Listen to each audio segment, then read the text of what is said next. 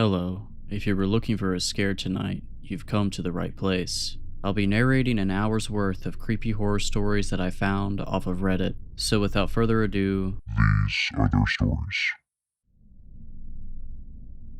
Some time ago, I had decided to go on a little personal vacation out into the woods of northern Arizona. I was experiencing a sort malaise that was really messing with my creative flow, and I needed a chance to really knuckle down and just enjoy the natural world again. I had spent 6 days out in the wilderness, just enjoying the feeling of being in nature, but the night of day 7 was one I will never forget. Noise. Something was waking me up. Groggily, I rolled over and looked at my phone. It was ringing. I looked to the top of it and blinked. No signal. That made sense. I had come out here for the isolation, a chance to clear my head and make some music again. So why was my phone ringing? How was my phone ringing? I stared at the number as my phone rang incessantly. An unknown caller. I heaved a tired sigh, swiped to answer, and croaked blearily, "Hello."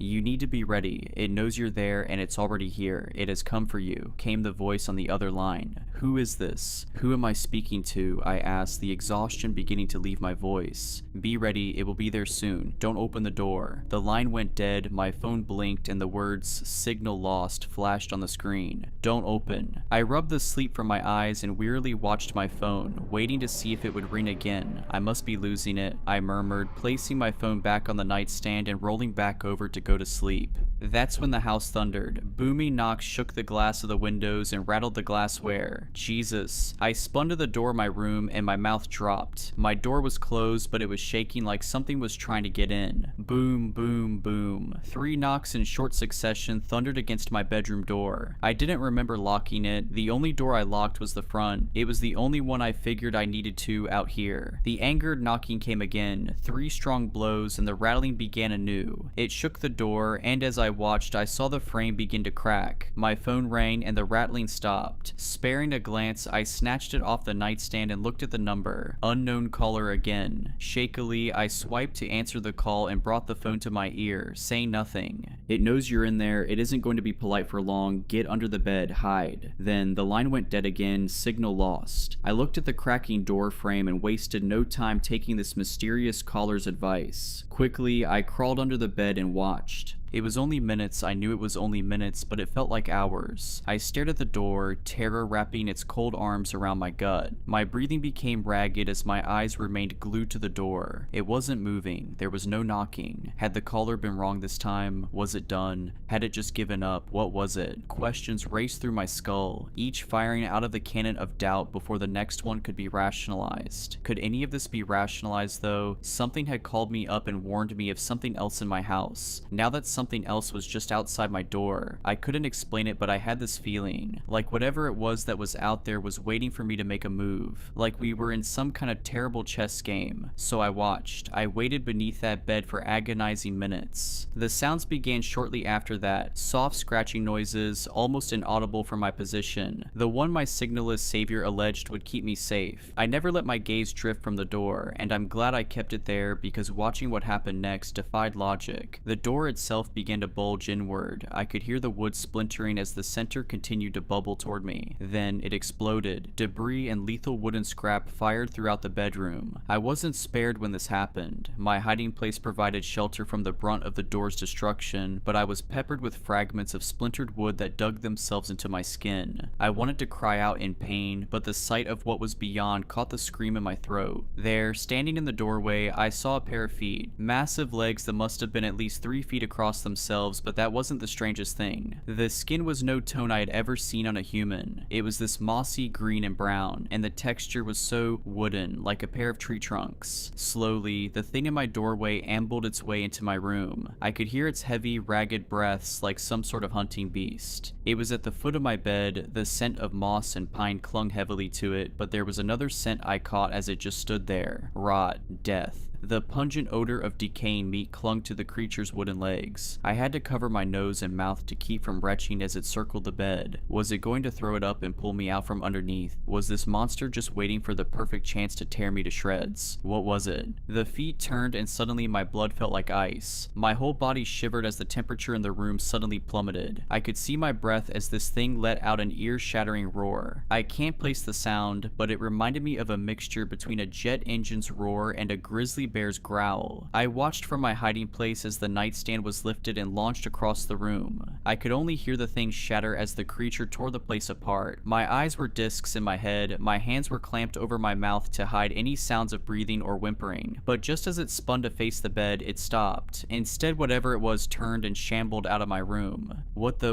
They were the only words I could choke out as the creature disappeared from my sight. Then the phone rang again. Terrified, I seized it, trying to silence the ringer. I swiped to answer the caller and immediately began to whisper into the phone. What was that? Who are you? How did you know it was coming? There's no time for any of that. It knows where you are. You need to run. Jump out the window and keep running until you lose sight of this place. Keep going until you reach the highway. Don't come back until morning. Are you kidding me? That thing is huge. I can't outrun it. You have to. It's the only way you win this. Then the call cut out. Signal lost. I steadied my breathing and psyched myself up, shooting out from under the bed as I heard that dreadful roar again. It was coming back. I didn't have time to think. No time to find shoes. I bolted toward the now shattered window and dove, slicing my arms and legs against the shards of glass. Adrenaline coursed through my veins, urging me to ignore everything else. I ran, bolted through the forest as fast as my legs would carry me, twigs and rocks tore into my feet, but I kept going, even as my chest began to tighten and my lungs began to feel like there was a fire being set beneath them. I ran. I couldn't hear the monster behind me anymore. Maybe it stayed at my cabin, maybe it kept looking elsewhere. Every ounce of me just hoped I had gotten lucky, but the voice on the phone told me to keep running until I hit the highway, so I did. I ran through miles of backcountry woods, never stopping, pushing myself far beyond anything I thought I was capable of, just to get away from whatever the hell that thing was. I could see darkness starting to push its way into my vision. My legs were beginning to feel like they were made of stone. My body ached and every muscle screamed for me to stop, but I kept pushing. When I burst through the tree line onto the road, I stopped. Almost instantly, I began sobbing and I dropped to my knees. I gazed up at the moon as my phone began to ring again. I pulled it out of my pocket and looked at the number. Before I could do anything else, darkness overtook me. I woke the following day in a hospital bed. Apparently, someone had discovered my unconscious and bloodied body on the side of the road. The sheriffs had a million questions, none of which I had a good answer for. They thought my story sounded like something I made up, but when they went to the cabin, many of them were singing a different tune. It looks like you got lucky and escaped one of the biggest bears I've ever seen. One of them said, didn't find it, but the claw marks in the wood made it look like a dinosaur. Grizzlies are huge, son, but not even they leave marks like that. When I asked about the phone calls, they just shook their heads. There's no cell service that far out. You might have imagined that part and everything. It took me over a week to recover from my injuries. I was told I had lacerated a tendon in my right arm, and that it had never quite functioned the way it had before. That was the arm I used to play guitar, and to this day there are still certain notes my fingers just can't quite nail anymore. The day of my discharge, I was given the things that they had found me with, and given an escort back to the cabin. The debris was mostly cleaned up by the time I arrived to collect my things, but the damage to the building itself was visible, and the cops were right. Whatever the hell it was that came after me that night must have been massive to leave the marks it did so deep in the wood. I checked my phone as I crossed the threshold of the house to gather my things inside. No signal. Well, thanks whoever you were, I muttered, gathering what stuff was left after the attack. To this day, I don't know who called me or what it was that was in that cabin, but frankly, I don't think I want to know.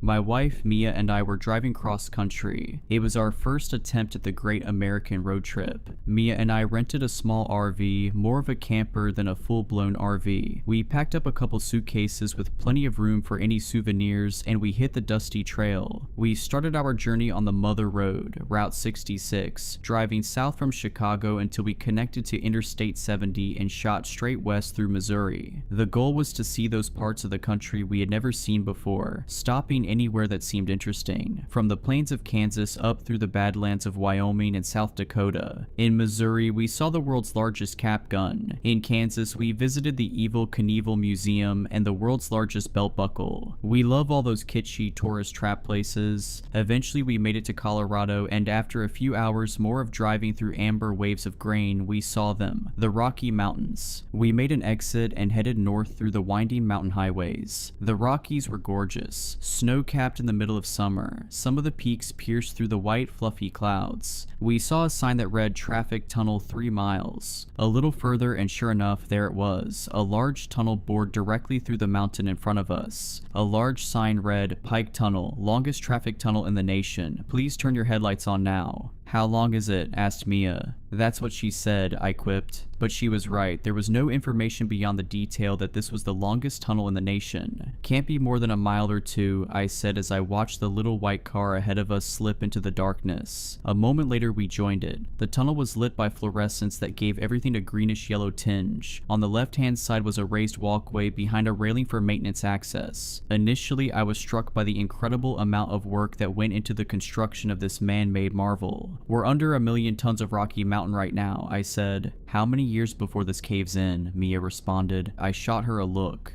Let's save the cave-in talk until we're out on the other side. I'm just saying nature will take this back eventually, she continued. I scanned the empty road ahead of us. Where did the other car go? I asked. We were now alone in the tunnel, no cars ahead of us nor behind us.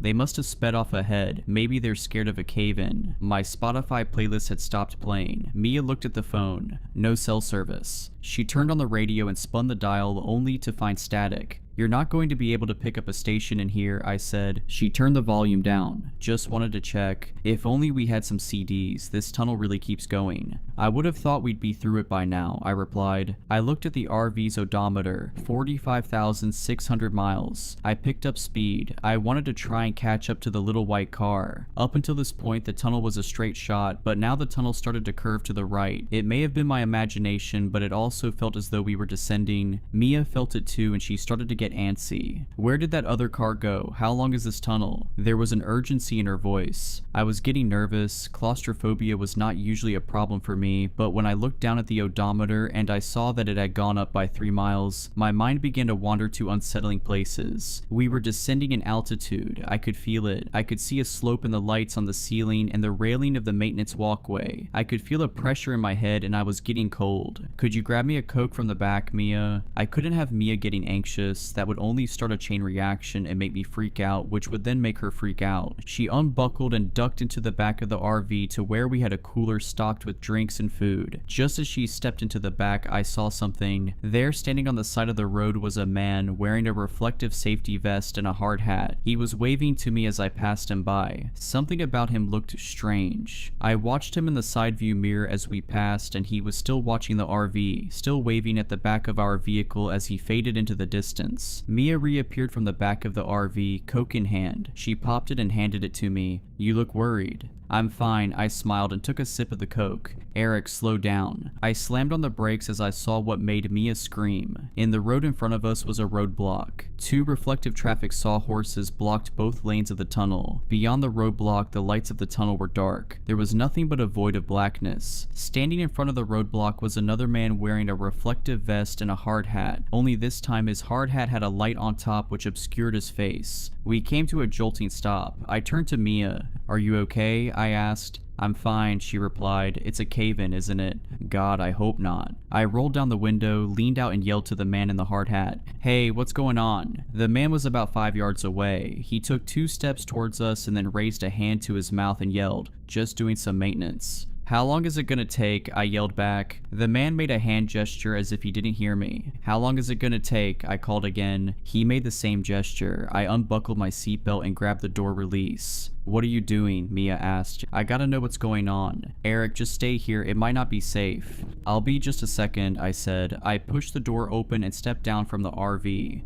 Stay in your vehicle, the man yelled. He took a couple steps towards me with his hand out, telling me to stop. What's the holdup? I shouted. The man was a bit closer now, but I still couldn't see his face through the shining light on his helmet. Please stay in your vehicle, he shouted. There was something off about him. Then I heard it. A scream or something rolled from deep in the tunnel. The worker turned and looked into the darkness. Then he ran past the barricades and soon all we could see of him was the light on his helmet. The light disappeared a moment later. What the hell was that? Is someone hurt? start? Mia asked. I have no idea, I said. Should we do something? Mia asked. I just sat there and watched the pitch black tunnel in front of me. I had no idea what to tell her. I checked the side view mirrors. There was still nobody behind us. Where are the other cars? I asked. They must have gotten through before the roadblock. Or maybe they caused the roadblock, Mia replied. I saw another worker a little ways back. We could try to go back and talk to him. We'd be going straight into any oncoming cars. There's a maintenance walkway. We didn't pass him that long ago. We can probably catch him on foot.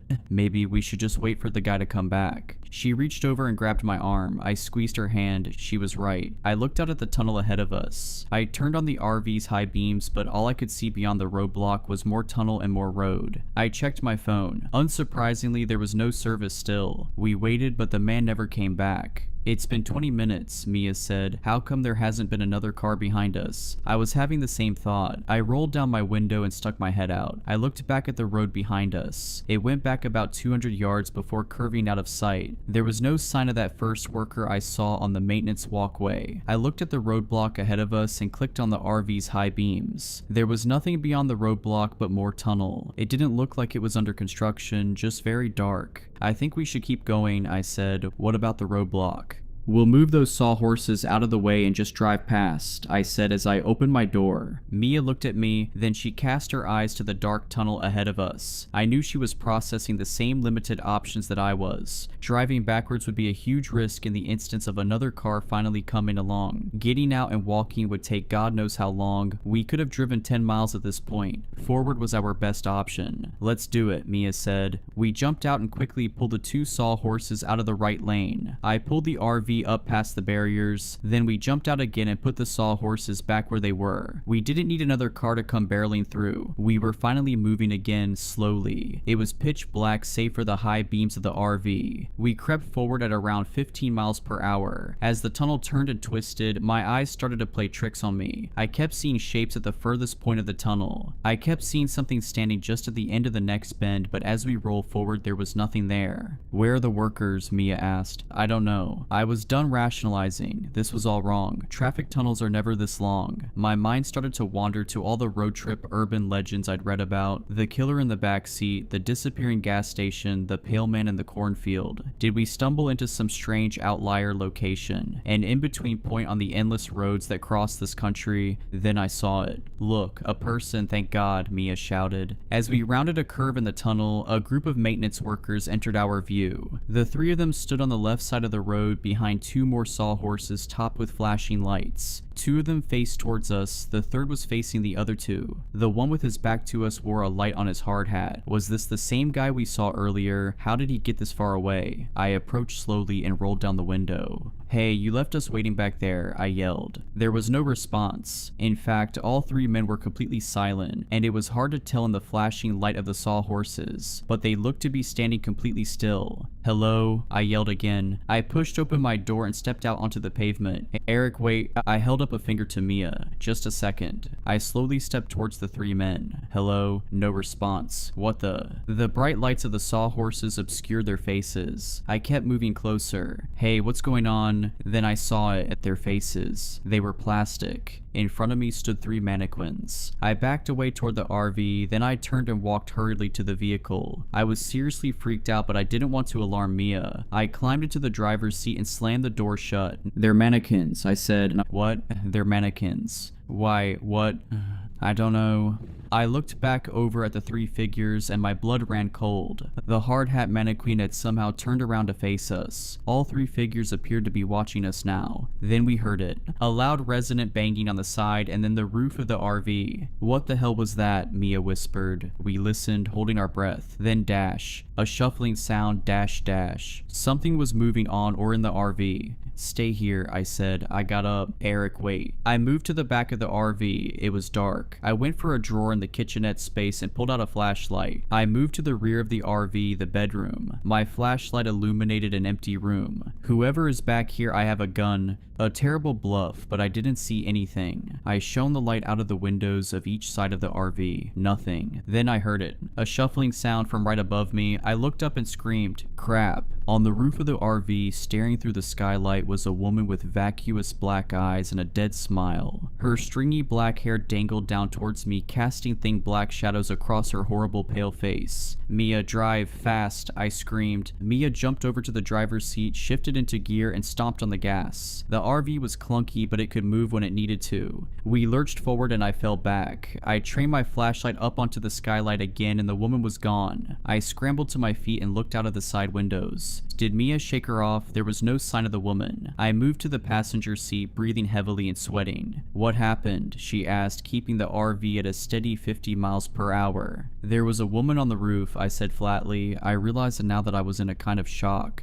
"A woman?" Her eyes were black. Mia just looked at me, then back at the tunnel ahead of us. "There's something wrong with this tunnel," I whispered. Mia pointed at the road ahead. "Look." I looked out at the tunnel. There were more mannequins. A lot more mannequins. They were positioned on both sides of the road. They were all facing us, and even though I never saw them move, when I looked in the side view mirror, they were somehow still facing us, turning to watch us as we drove past, watching without eyes. "Just keep driving," I said. As we drove on, the mannequins crowded the sides of the road more and more. There were thousands of them. Eventually they were so close that some of their outstretched arms hit the side of the RV. They were closing in on us, squeezing our path forward. One stood in the middle of the road. "I don't think I can get around it." "Run it over, don't stop." The RV smashed into the mannequin. Its head shot forward and bounced against the windshield, and the vehicle shuddered as it rolled over the body. Soon there were 2 in the road, then 3. I could see where this was going. Pretty soon there would be too many for the RV to ram through, but god damn it, we were going to get through as many as we could. "Speed up, Mia." Crash. The sound was surreal, smashing into mannequin after mannequin at nearly 60 miles per hour. Hands, legs, heads, and torsos flew. The windshield cracked, the RV shuddered and screamed, and eventually slowed down, despite the screaming engine. I'm certain the axle was jammed up with lifeless, plastic body parts. Eventually we came to a stop. "She won't move," Mia said. She pressed on the gas, but it was no use. The RV just rocked a little bit. "Try reverse." She shifted and pressed on the gas. We got some decent movement before running into another jam. "Crap.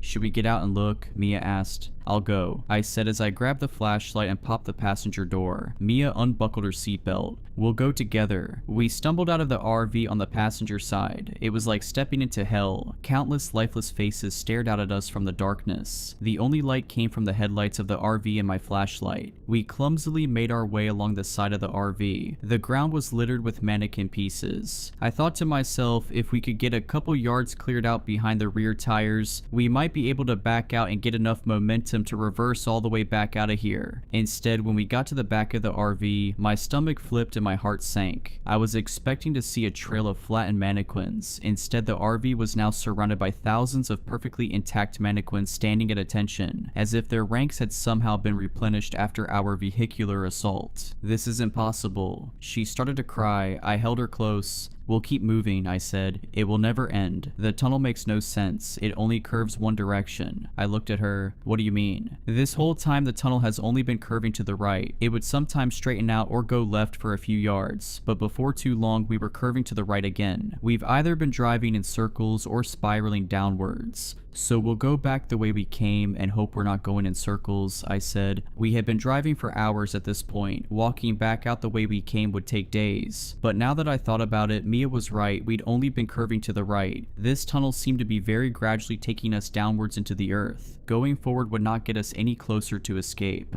"We'll need food from the RV," Mia said. I nodded and we stumbled our way back to the front of the RV, the mannequins' lifeless faces watching us the whole time. I stepped up to the passenger door and nearly fell back when I looked through the window. "What the heck?" I breathed. What I saw were 2 mannequins sitting in the driver's and passenger seat. How they got in there, I have no idea, but what really made my blood run cold was that they were dressed exactly like Mia and I. They wore identical sets of clothes. The one in the passenger seat had my same New Order t-shirt and black jeans. The one in the driver's seat had Mia's green striped sweater and denim shorts. Their plastic faces stared out through the shattered windshield at the endless crowd of mannequins staring back at them. Mia stepped up and saw the uncanny display. "What the?" Mia echoed. I pulled myself up into the RV and slowly stepped around my mannequin doppelganger. I avoided looking into into its face, but I swear I could feel it watching me as I stumbled around it. Mia followed and we made our way into the back of our dark RV. Luckily, we had just stocked our cooler full of deli meat and water not long after crossing the Colorado state line. I handed Mia the flashlight and pulled open the cooler. I filled a backpack full of food and water. I turned and saw them. My mannequin double had somehow moved. It was standing in the aisle watching us. Mia's doppelganger was still seated in the driver's seat but had turned to peer back at us with its eyeless gaze. Mia saw the look in my eyes and turned. She screamed when she saw them and backed into me. I put my arm around her and we stood there a moment, letting our skyrocketing heart rates return to earth. "Let's get out of here," I said. I slid the backpack onto my shoulders. Mia joined me at the door. I looked into her eyes. "Are you ready?" She nodded. I kissed her. "I love you," I said. "I love you," she said. The look on her face killed me. She was terrified. I'm sure the look on my face was similar. I opened the door and we stepped out. We again stumbled to the back of the RV. Once we were clear of the RV and all the crushed mannequin body parts, it became easier to find footing, though weaving through an endless crowd of lifeless people was a slow process. It was pitch black. Without the flashlight, we wouldn't be able to see a foot in front of us. As I walked, the beam of light created the illusion of movement in the crowd. At least I hoped it was an illusion. The limbs of the mannequins seemed to stretch and turn, but the only sound was that of Mia and I shuffling our way through the crowded tunnel. Things went on like this for what felt like hours. Mia and I were sweating and aching. I was about to suggest we stop and rest, but then I saw it and I froze. Out in the crowd, beyond rows of blank faces, I saw a pale face, black hair, and a dead smile. I saw two vacuous eyes staring right at me. "Mia, do you see her?" I whispered, and "See who?" I slowly raised my arm and pointed. It was the woman, or whatever it was, that stared back at me through the skylight on the roof of the RV. "Oh my god," Mia squeaked. I could see now that the pale-faced woman was tall, a few inches taller than the mannequins. As I pointed, she stared back at me with that terrible grin. "What do we do?" Mia whispered. I raised the flashlight and pointed it right at the pale-faced woman. I thought maybe this would scare her off. I was wrong. The light only made her appear more unsettling as she stared back unflinchingly. "What do you want?" I yelled. She only stared back at me. She was as still as the mannequins. "We have to keep going," I whispered. Mia didn't respond. Her body was tense as she held onto me. "We've come this far. We can't turn back again," I continued. I pulled Mia's hand and we continued on our way through the mannequins, keeping the distance between us and her as wide as possible. As we moved past, she kept watching us. Though her movements were imperceptible to us, her eyes never left us, like one of those portraits whose eyes appear to watch you no matter where you stand. Finally, we got far enough that she was out of sight, but the thought of her being somewhere behind us only unsettled me further, and I quickened our pace. As the hours wore on, there was no sign of the pale-faced woman, and the crowd of mannequins began to thin out. They still populated the tunnel from one end to the other, but there was more space between them, allowing Mia and I to walk more freely. The mannequins on the maintenance walkway on the side of the tunnel seemed to thin out as well, and I decided it would give us a better vantage if we were walking up there. I helped Mia climb up the railing that bordered the walkway, then I climbed up behind her. The walkway was elevated 3 or 4 feet above the roadway. We could easily see over the heads of the mannequins in both directions. There was, of course, no end to the tunnel in sight. We kept walking. The mannequins continued to thin out, but they were different now. There were mannequins dressed as maintenance workers again, but also mannequins dressed as families and businessmen. There was even a group of mannequin nuns standing in a single file line, heads bowed in prayer. Needless to say, we passed none of this on the way into the tunnel. I was feeling very hopeless that we were going to be able to find our way out. I was far beyond speculating how this was at all possible. It's not possible. And even if it were, there is no good reason for someone to do this to us. The only explanation was the supernatural. Then I saw her. Rather, I saw them. Arranged in the middle of the tunnel was a circle of mannequins with long black hair and tattered cloth.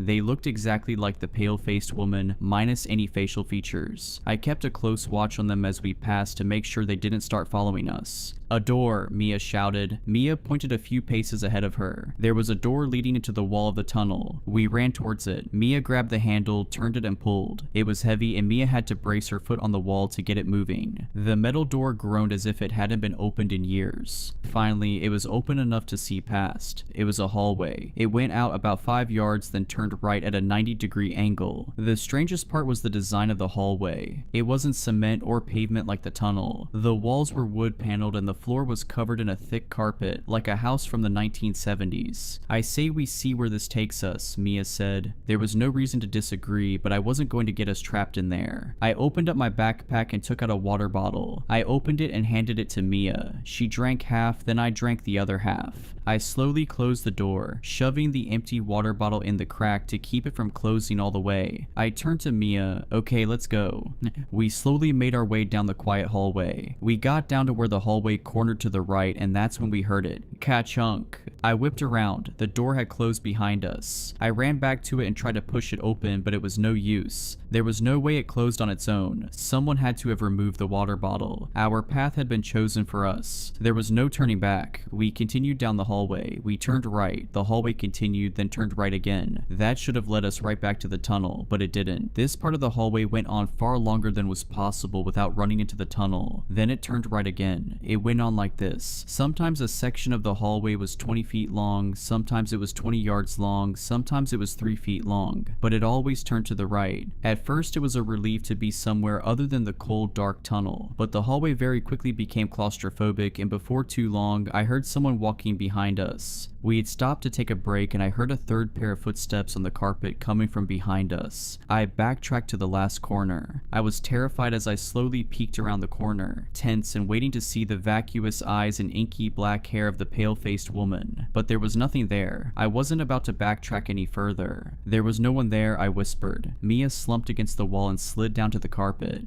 I think I need to rest, she said. I put my backpack down on the ground for Mia to use as a pillow. She laid her head down and was passed out in seconds. I had no idea how long we had been walking at this point. I stood leaning against the wall. My body was telling me to rest, but I couldn't risk falling asleep. I had to keep watch. I knew she was following us. I took in the details of the hallway for the first time. The carpet was a dull brown and the walls a cheap wood paneling. The hanging lighting fixtures were shaded by stained glass, something you might see in an old diner. Who built this place? Did someone pick out the carpet and the lighting fixtures? Did a team of workers blast these tunnels into the earth? Or has this place always existed? Was this purgatory? I began to feel dizzy. I was panicking. My heart felt like it was trying to escape my chest. I slumped to the floor and tried to slow my breathing. I closed my eyes. I shot up in a panic. I had fallen asleep while I was meant to be keeping watch. I snapped to my feet and looked around. Mia was still asleep on my backpack. Then I noticed that the hallway had changed. A few paces away there was now a plain wooden door in the wall. I slowly approached it. I put my ear to the door and I could hear what sounded like TV static and the low murmur of voices. I discreetly grabbed the door handle and turned it slowly. I felt the latch bolt clear and I carefully cracked the door just enough to peek inside. It was dark, so it took a second for me to register what I was seeing. I saw a small boardroom. A long table in the center was surrounded by seated men in suits. At the end of the table stood another man next to an old CRT TV that was playing static. This was the only source of light in the room, and all the men around the table were turned towards the TV. Suddenly, the screen flickered from static to a solid dark background, and some warped new age style music began playing. Then the words appeared on the screen that terrified me like nothing else before. In plain text, the words read dash, "You will lose her." I froze as I knew these words were meant for me. I watched with terror as the men seated around the table slowly turned toward me in unison. They were mannequins. The TV screen then clicked off and they continued staring at me as I could barely make out their forms through the near pitch darkness. I quickly pulled the door shut and whipped around to look at Mia. I had a horrible feeling of dread that when I turned around she would be gone, like the message on the TV promised. "Eric, what are you doing?" Mia was leaning up and staring at me.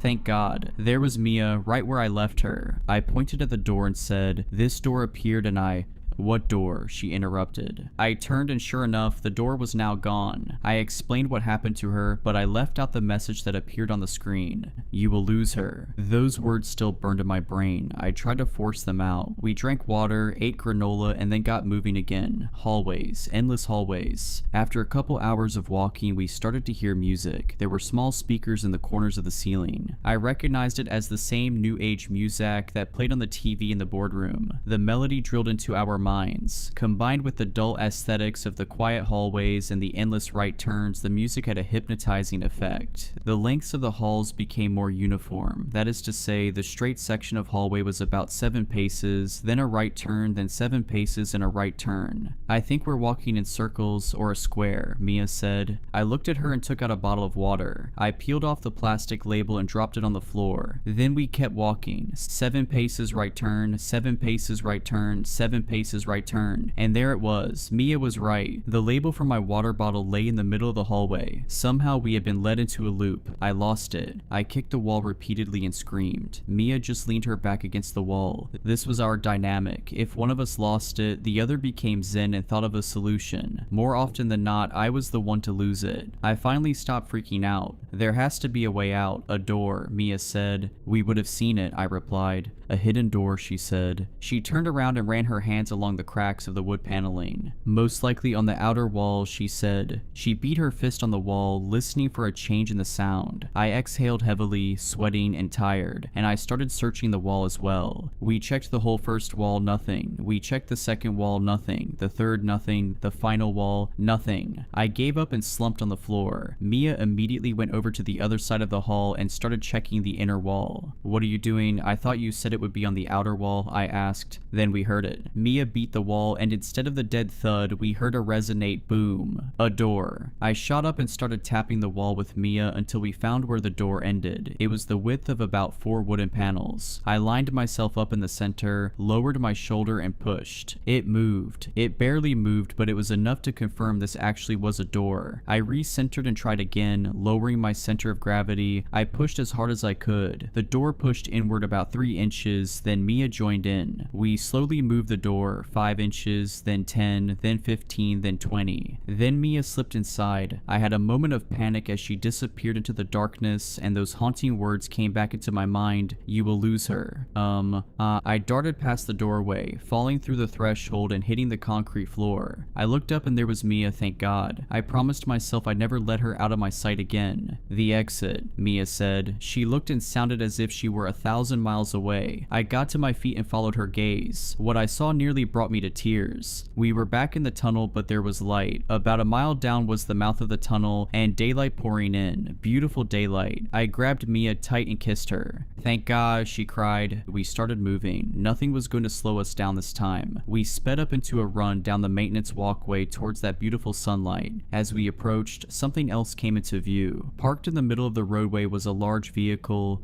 It couldn't be. It was. Our RV sat in the road waiting for us. We ran all the way to it, pulled open the passenger side door, and climbed in. There were no mannequins to be seen. I fell into the driver's seat and Mia handed me the keys. I turned over the engine, the most beautiful sound I'd ever heard. I shifted into gear and floored it towards the sunlight. As we got closer, I could see the green of trees and the blue of the sky. We were maybe 100 yards away. I turned to Mia, tears in my eyes. And what I saw turned my blood to ice. Just beyond Mia's window, that horrifying pale face grinned at me. The pale-faced woman was somehow floating outside of the RV. Before I could say anything, her hand smashed through the window and gripped Mia by the throat. Then in one horrible motion, the thing pulled Mia screaming through the window and disappeared. I slammed on the brakes just as the RV passed through the exit of the tunnel and sunlight flooded the cab of the RV. I threw it in park and shot out of the door screaming, "Mia, Mia." I screamed over and over. I rounded the front of the RV and looked back at the tunnel, and what I saw shattered my mind. The tunnel was gone. There was only open road. I had lost her. A few weeks ago, I rented a cabin near Pitkin County, Colorado for a weekend getaway with my wife and daughter. For their privacy, I'll refer to my wife as Elena, and my daughter, who's between 4 and 8 years old, as Sophia. It was dusk by the time we arrived at the cabin, far later than Elena and I had planned. The afternoon's anticipation gone, the promise of a relaxing vacation already sullied, and my back sore from changing the tire which had been eviscerated by the forest road. The mood was thoroughly ruined. Maybe that should have been an indication as to how the rest of the trip would go. The cabin itself was beautiful and rustic. Nestled among the towering pines, the two-story building blended into the surrounding woodlands with its dark-stained wooden siding and stone chimney. Large windows glistened with the last light of day, and the wraparound porch boasted a hanging patio swing. Much to Sophia's delight, she ran straight for it and started swinging as Elena and I carried the bags inside. When I unlocked the door and turned on the lights, I found myself surprised by the decor. In stark contrast to the classy, almost minimalist exterior of the cabin, the interior was remarkably cluttered. It was like every square surface, countertops, bookshelves, tables, etc., was covered in little trinkets, tchotchkes as my mother would have called them. There were coasters, candles, vintage oil lamps and compasses, and a bunch of wooden animal carvings, each about a foot tall. The interior wasn't dirty by any means, just more crowded than expected. I found it charming in a weird way, though Elena was less fond. I remember her taking a long look at the place and saying, "Interesting," which is her code for, "I don't like what I'm seeing, but I also don't want to make a big deal about it."